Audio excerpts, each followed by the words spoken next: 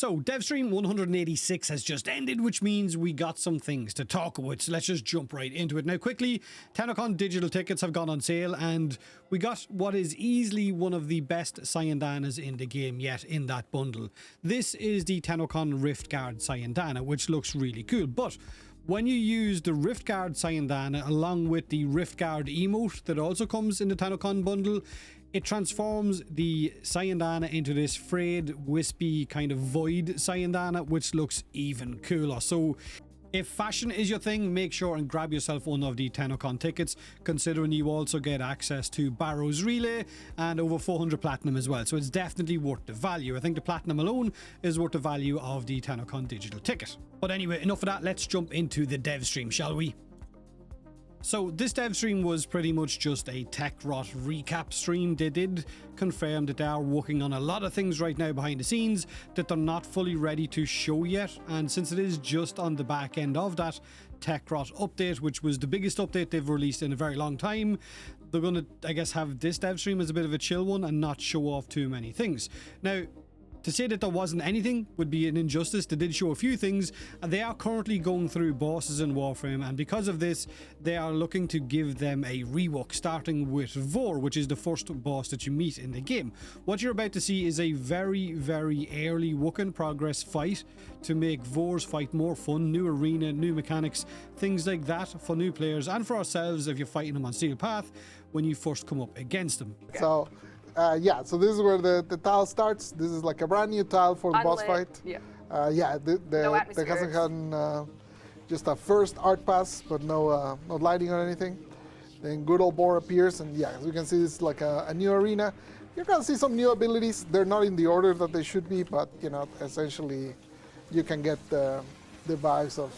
Okay, yeah, this is on normal, so it's 15, level 15. So there's no shot he ever kills her, but.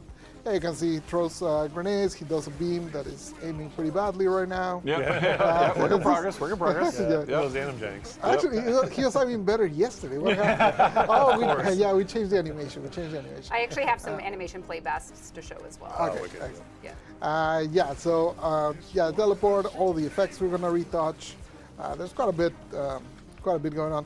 In fact, he's going to die right now. He shouldn't die, because there's a new stage after this. Yes, so. which is what the real thing I'm excited to show is the new stage. So yeah, so he died there, he shouldn't have, but then you go to this, which is stage 2, which is like a transition to the next arena where you fight him, but then you have to dodge the electricity. You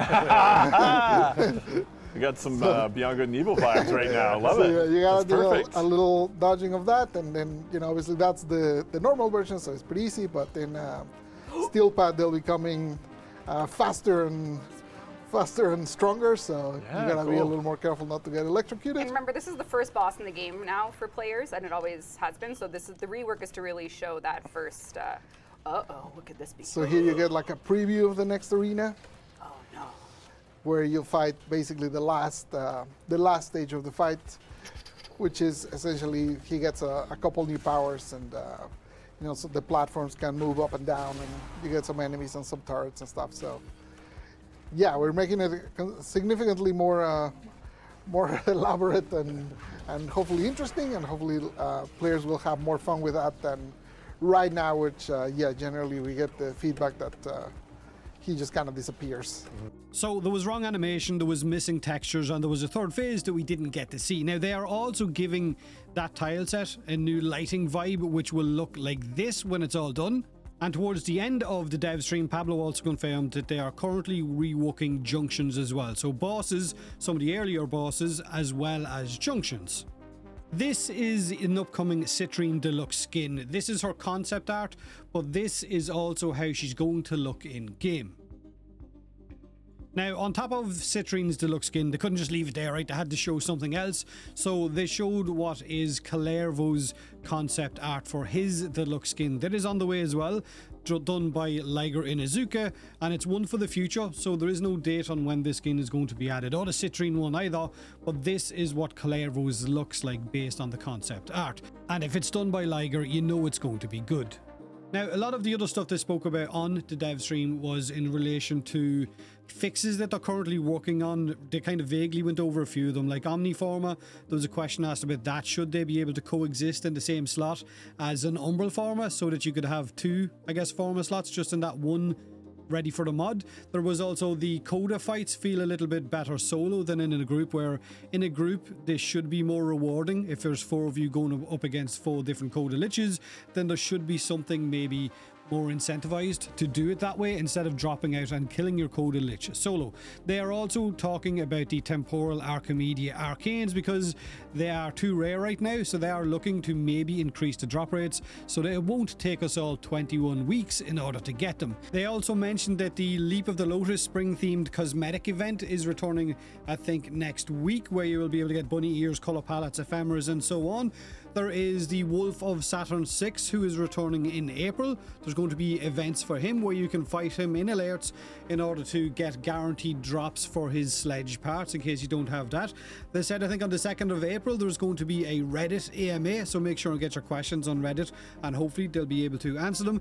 Now, Reb also mentioned more than once about holding Nessie Rusalka or Neki Rusalka in your hearts and a possible funeral for 99, so maybe that's some kind of a hint as to the whereabouts of Rusalka. Someone with a bigger brain than me can possibly surmise what that might mean, but that's pretty much it for the dev stream. The Tennocon Digital Tickets are live right now. If you want access to Barrow's Tennocon Relay, then you're going to have to pick up one of those tickets, but you'll also get loads of platinum, you'll get cosmetics, and you'll get that cool new Sayandana and the emote that transforms as well, so make sure and grab your ticket. Have a great day, have a great week, and as always, thanks for watching.